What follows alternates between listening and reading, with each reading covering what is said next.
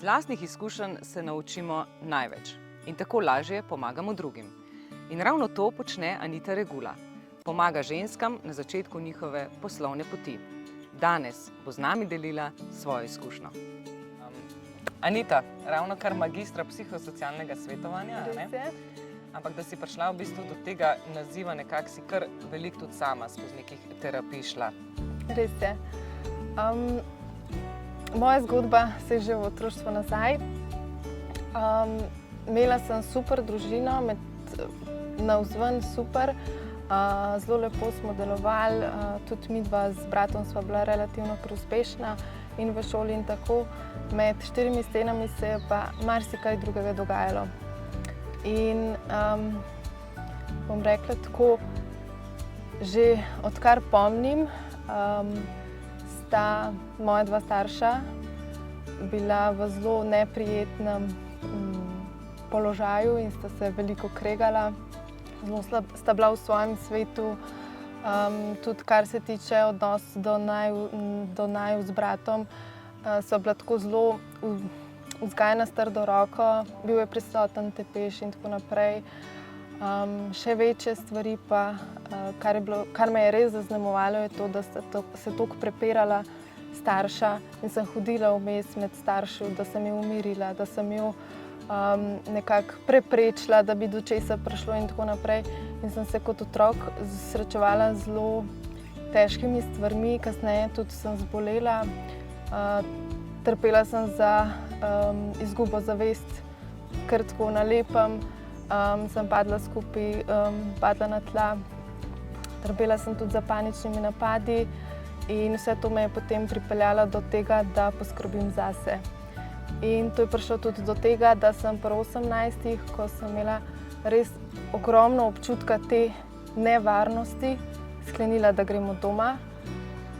In spomnim se, da sem si takrat rekla, če sem vam vsaj kaj rada, bom jaz zapustila svojo družino. In takrat sem to tudi naredila. In ti je pomagalo? Ja, zelo. Sicer potrebovala sem pomoč, potrebovala sem pomoč psihologa, pomagala mi je tudi veliko bolnova terapija in pogovor z bolnovim terapevtom, da sem lahko svoje travme in svoje rane nekako zdravila, nekaj jih še zdravim, da me je sploh pripeljalo na to pot, kjer sem danes. Ampak kaj je bila recimo tista največja travma, ki si je recimo doživela v otroštvu? To, da nisem mogla rešiti svojih staršev iz svojih travm. Ampak si zdaj recimo s časom, s to terapijo, tudi s temi terapijami, ki si v bistvu že 5 let na terapijah, ne? Ja. Nekako tako, Ja. plus minus, no. Si uspela v bistvu neke vzorce rešiti? Res je. Mislim, kako zdaj dojemaš na to, da ti nisi mogla rešiti staršev? Čeprav vsi vemo, da to ni naloga otrok, ne? Res je. Predvsem mi je padalo veliko iluzij stran. Jaz v prvi vrsti nisem tista, ki rešuje svet. Seveda je moje delo tudi to, da pomagam svojim strankam, da pridejo do nekega uspeha, da premagajo strahove in tako naprej. Ampak če oseba ni pripravljena na rast, ni moja naloga, da ji jaz pomagam. Ko delaš enkrat terapije, ne? Ja. Ko delaš na sebi in odkrivaš, je potem tudi ponavadi, no, je največji problem, kako bo okolica sprejela, da se ti zdaj dejansko spreminjaš, ne? Ja. Spreminjaš, saj vemo kako, ne? Dejansko sebe najdeš končno, a ne? Ampak kako sta pa recimo starša na to gledala? Najbrž si jima povedala, da hodiš na terapije, da hočeš te vzorce nekako rešiti. Nisi nikoli šla do nje pa... Zelo sta bila v krivdi. In se mi zdi, ugotovila sem, no, preko svojih staršev in preko drugih oseb, ki so imeli podobne težave, da je starševa največja, bi rekla, največji problem zdaj, da ne more svojega cajta zavrteti nazaj.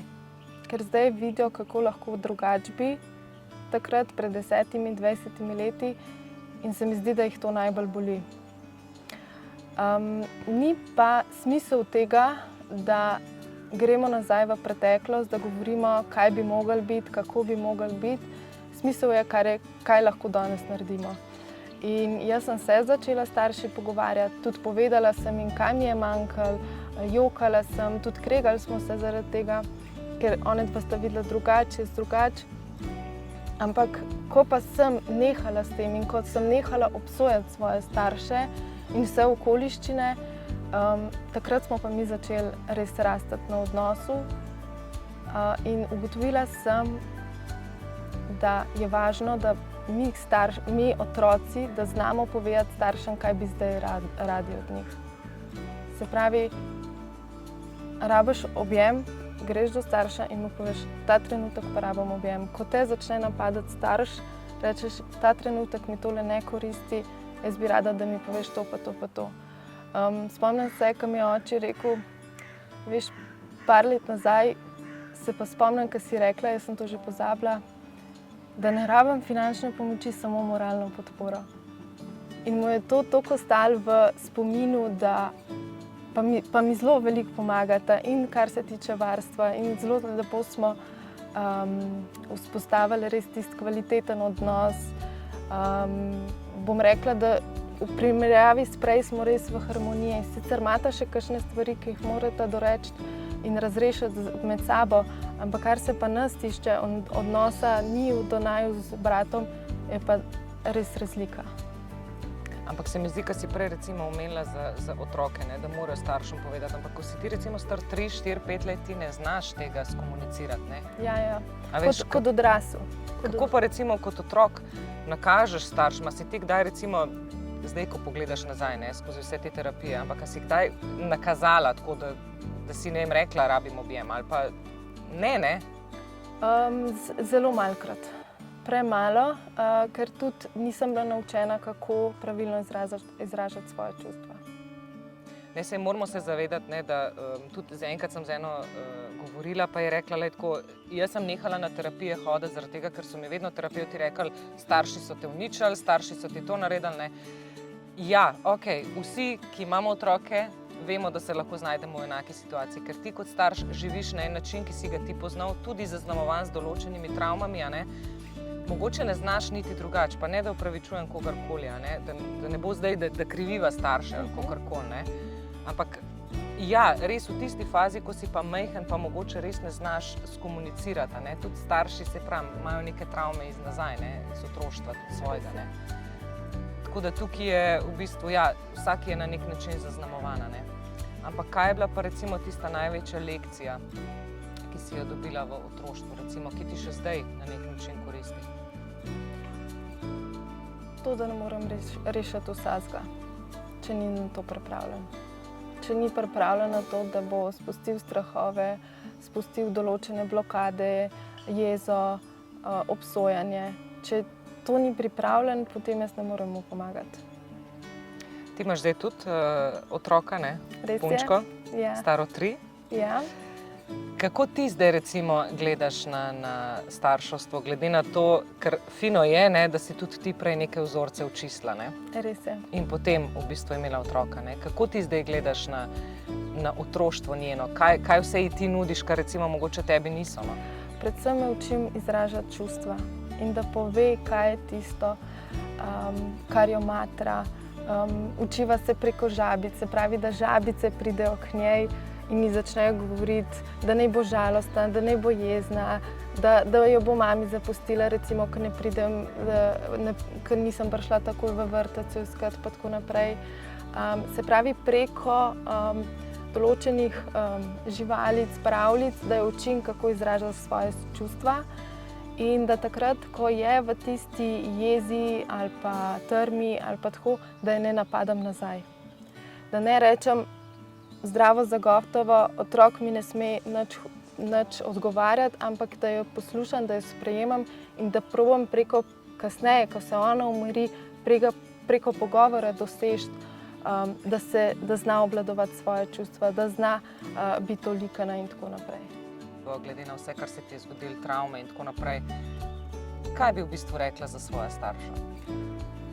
Delala sta tisto, kar sta najbolj znala in vedela, da je prav. In jima nič ne zamerim, jaz sem v bistvu še celo hvaležna, ker sem iz tega res potegnila res dobre stvari. ki mi pomagajo zdaj tudi v življenju. Pravijo, da si v bistvu sam izbereš starše, ne? Tako je in jaz se strinjam s tem. In če bi imela še enkrat to priložnost, bi šla še enkrat po isti poti, ker sem se naučila neverjetne stvari spoznala. In tudi ne bi verjela, da lahko prideš iz ene tazga, bom rekla, živega blata do tazga zadovoljnega in uspešnega življenja, tako da zaradi tega. In dejstvo je tudi, da zdaj, ko imaš svojega otroka, bistveno drugače gledaš na to in mu boš verjetno dala veliko več, kot če tega, kar si imela v otroštvu, ne bi doživela. In se tudi meni zna zgoditi, da pride enega dneva moja odrasla hčerka do mene in mi reče: mami, jaz sem pogrešala pri tebi to pa to. Ja. Se zna zgoditi, ampak se pravi, zaradi tega ni razloga, da bi mi naše starše obsojali, ampak res pogledali vase in pogledali, kaj lahko mi spremenimo, da lahko drugače vzgajamo naprej, vzgajamo drugačno družbo. Ampak ti si v bistvu dejansko potem tudi v poslovni poti delala na tem in pomagala drugim, ne? Res je. Kako je ta ideja prišla v bistvu? Ko sem stopila na poslovno pot, jaz sem začela z organizacijo dogodka, podjetniškega dogodka. Ugotovila sem, da ima veliko podjetnic težave, ki se pa tiče osebne rasti. In sem ugotovila, koliko v bistvu koristi, ker poslovna pot se prepleta z osebno rastjo in družinskimi odnosi in družinskimi vzorci. Se pravi, k tebi pridejo ženske, ki so na začetku poslovne poti, ali kako to izgleda? No? Se pravi, jaz odprem SP in rečem: joj, Anita, jaz pojma nimam, kako naj se zdaj lotam tega. Res je, oziroma še prej bi rada videla, da bi me prej kontaktirala.